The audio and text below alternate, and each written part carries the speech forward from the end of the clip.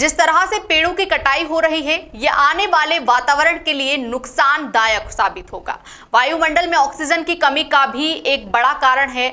पेड़ पौधों को काटना कुछ समाज सेवी हैं जो कि अपने दम पर पर्यावरण को संतुलित करने का प्रयास कर रहे हैं। इन्हीं समाज सेवियों के बीच एक समाज सेवी है जिन्होंने अपना ज्यादा समय परोपकार के लिए लगाया है। हम बात कर रहे हैं कसरावत तहसील क्षेत्र के ग्राम मगरखेड़ी के ऐसे समाज सेवी योगेश पटेल, जो कि व्यक्तिगत रूप से खाली पड़ी जमीन में वृक्षारोपण कर रहे हैं। योगेश पटेल ने अभी तक करीब 50 से अधिक फलदार पौधों का रोपण किया है और न सिर्फ रोपण किया है बल्कि उनका संरक्षण भी किया है।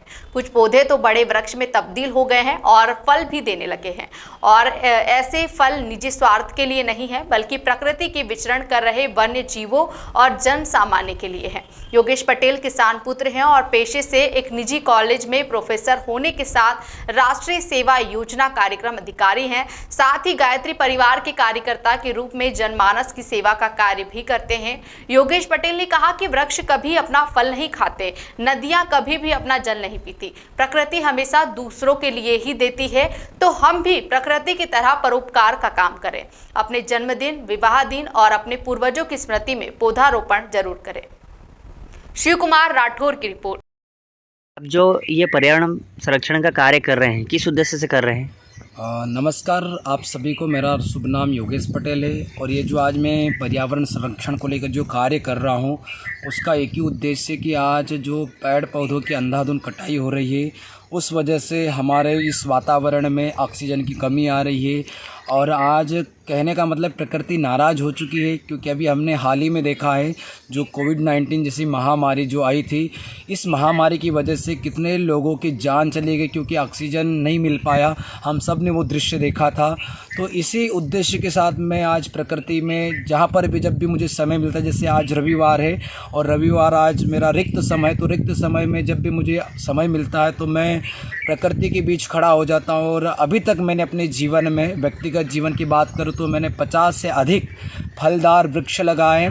और वो जो फलदार वृक्ष लगाना पर्याप्त नहीं, उनका संरक्षण करना भी ज़रूरी है। और जो मैंने आज जो पौधे लगाए वो वृक्ष में तब्दील हो गए हैं और आज उनसे फल भी मिलने लग गए हैं। तो मैं यही संदेश देना चाहूँगा सभी को कि आप सभी अपने जन्म दिवस पे या जब विवाह दिवस आए या फिर जब भी कोई किसी अपने पूर्वजों की स्मृति हो, पूर्ण स्मृति में हम इस प्रकृति के लिए एक पौधा ज़रूर लगाएं और उसे बड़ा करें।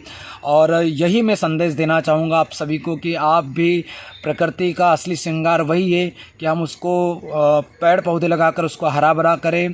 क्योंकि आप सब ने देखा होगा कि प्रकृति में जितने भी तत्व हैं, चाहे वो नदियाँ हो, नदियाँ कभी अपना जल नहीं पीती, चाहे वृक्ष हो, वृक्ष कभी अपना फल नहीं खाते। तो हम भी प्रकृति की तरह देना सीखें, परोपकार का कार्य करें। यही निवेदन मैं आप सभी से करना चाहूँगा। किस पद पर आप कार्यरत हैं? मैं अभी वर्तमान में एक निजी संस्था है, शिक्षण संस्था, जहां पर मैं सहायक प्राध्यापक के पद पर हूं। और साथ ही जो भारत सरकार द्वारा राष्ट्रीय सेवा योजना की इकाई चलाई जाती है उसमें भी मैं कार्यक्रम अधिकारी के पद पर हूं और उसके माध्यम से भी कई मैं समाज सेवा के कार्य करता हूं।